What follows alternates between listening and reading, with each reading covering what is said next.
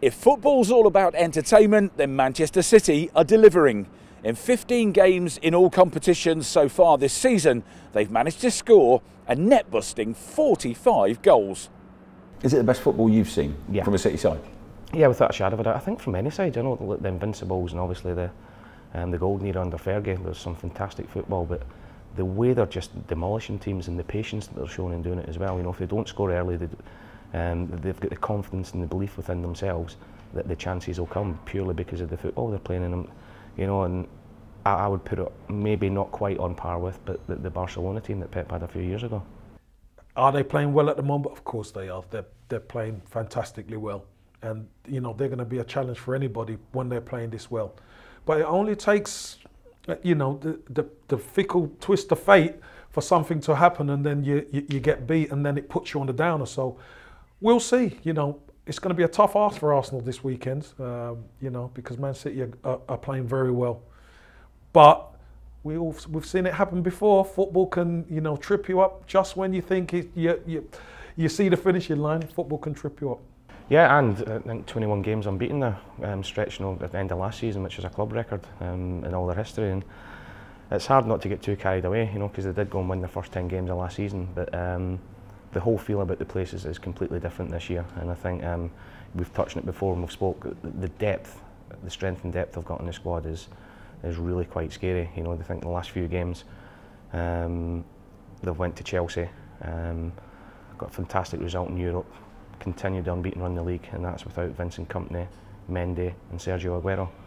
You know, and they're still bringing Raheem Sterling off the bench at the weekend, and Yaya Toure and Bernardo Silva and players like that. So got to say that as much as the Kevin De Bruyne is, the David Silvas, Gabriel Jesus, Leroy Sané's on fire at the minute, I've got to say John Stones has been outstanding this year as well. Fabian Delph came in at left back where people were raising their eyebrows a little bit, has been great, and the goalkeeper's been a revelation. So as I said, it's hard not to, I'm getting carried away talking about it here, but it's really hard not to, because some of the football that they're playing is the best I've ever seen in the Premier League. Arsène Wenger has just notched up 800 games as a Premier League manager, just 10 behind Sir Alex Ferguson. But can he stop the free-flowing football of Pep Guardiola's side? He's been great, and I knew right from the very start that he was a top manager because he came in and let me go straight away. So he knew his stuff, trust me on that. But he's been phenomenal. I wouldn't say I feel sorry for him. I thought a lot of the stick he's taken has been unjust for what he's done as a club as a whole. But if you're at a club like Arsenal and you're not winning things consecutive and challenging at the top, you're going to be there to shot at. But he'll know that. 800 games as a manager, he expects the pressure and the criticism that gets put upon him. 800 games is fantastic. It's a fantastic achievement to be able to say you've managed Arsenal Football Club for 800 games.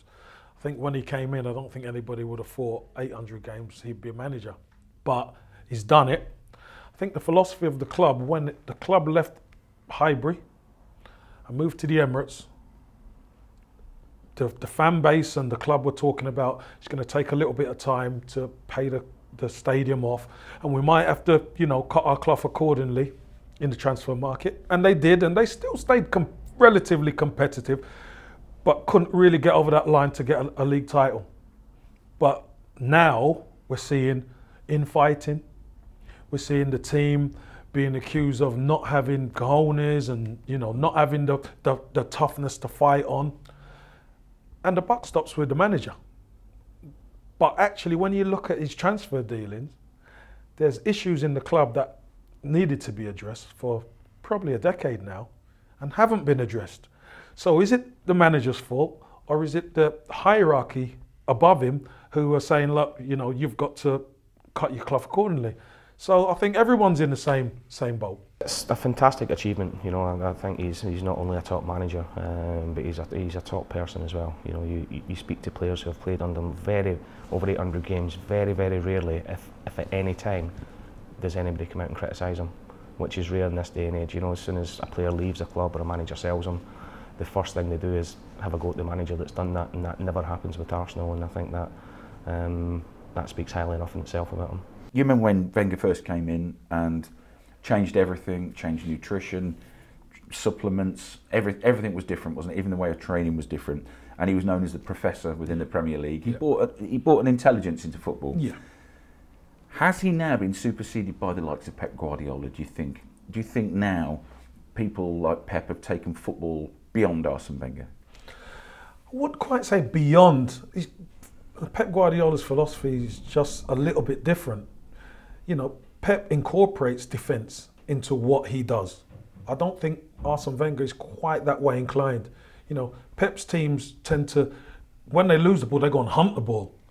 Whereas Arsenal's team don't. Arsenal are a bit easier to play against. And, you know, you've got two sides of the coin as a sense, because you've got Pep Guardiola one side and you've got Jose Mourinho. I think last season was the first time Arsène Wenger's actually beaten Mourinho in the Premier League. And Mourinho's been, you know, a range of different clubs, and it just goes to show, without defence, you're not going to do it. Pep hasn't won anything in England yet, but he's quickly realised after a season that you do need defence, and sometimes being on the front foot attacking actually is your best form of defence, because when you hunt the ball higher up the pitch, you win it quicker and you're nearer their goal. So, you know, maybe Arsène Wenger don't know that much about that side of the game. He knows about free-flowing football, of course he does, but winning it back early, you know, that's a tough part of the game that you've got to instill in your team, and, you know, Arsène Wenger's never addressed it. I think, you know, that defensively, Arsenal are a threat. You know, Lacazette with pace in behind. Obviously, if Giroud plays, I would maybe go for it and play Giroud and Lacazette, you know, alongside each other and see how City deal with that. But I do think it's going to be difficult for them, because City are playing with such a swagger, such a confidence in how they play, and they just believe going into every game that they're not only going to win, but that they're going to win comfortably. Where are we going to see the goals coming from on Sunday, do you think, from Arsenal? Well, that front three, with a bit of luck, you know, Ozil, Lacazette and Sanchez, you know, two of those players are on their last 6 months of their contracts. Who knows what's going to happen with them? You know, rumour has it that they're going to be leaving the club, but this is where you really shine. You know, this is the big stage, coming up to the Etihad Stadium. Manchester City free-flowing, scoring goals, wiping teams off the pitch. It's what Arsenal's going to turn up. If Arsenal are going to get anything, these three players have to play well. Incredibly, out of those 800 games, Wenger has won over 400 of them at home. But out of the top 6 recently, it's Arsenal that have the worst away record. Because you look at how they can play at times, and some of the football they play are great. You know, and any given day they could go and beat any team. And I think that defensively is where they struggle, and maybe that's something that has been pointed at Arsène over the course, you know, since he lost the famous back four of Bold, Adams, Winterburn and Dixon, that's never really been addressed.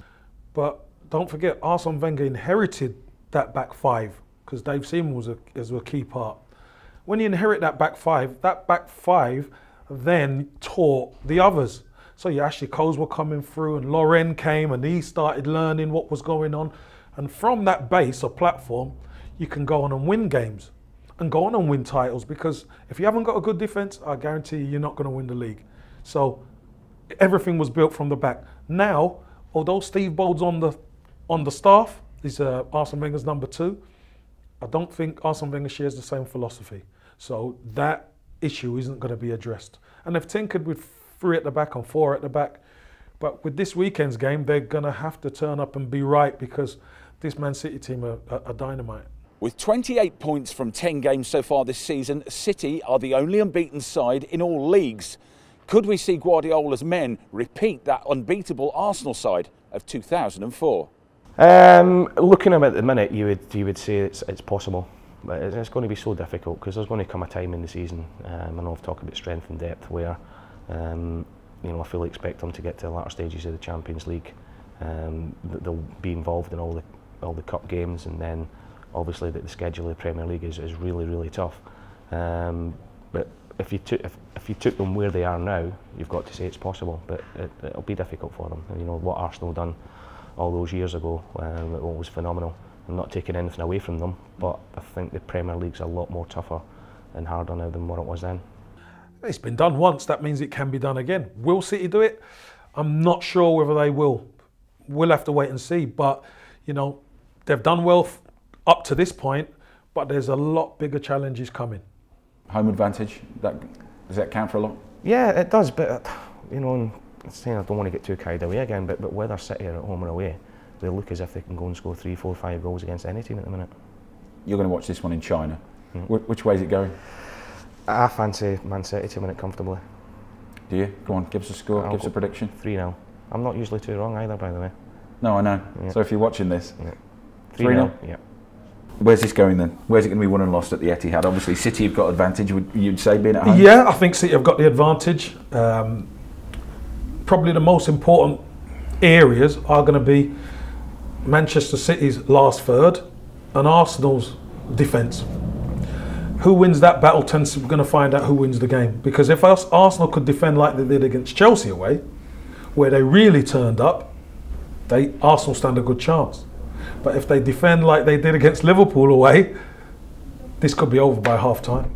So if I managed to borrow £5 off Paul Dickov, which wouldn't be easy, it definitely won't be easy, and I gave it you, where'd you put your money this weekend? This weekend I'll have to go against Arsenal, unfortunately, and back City. And that's tough to say. That's tough for me to say because I love me Arsenal, but the way Manchester City are playing, Arsenal just for me playing away from home don't have that. I don't trust them enough yet. You've heard the stats and listened to the experts. Now, what do you think? Check out all the latest odds on betsafe.com. And remember, you've got to be in it to win it.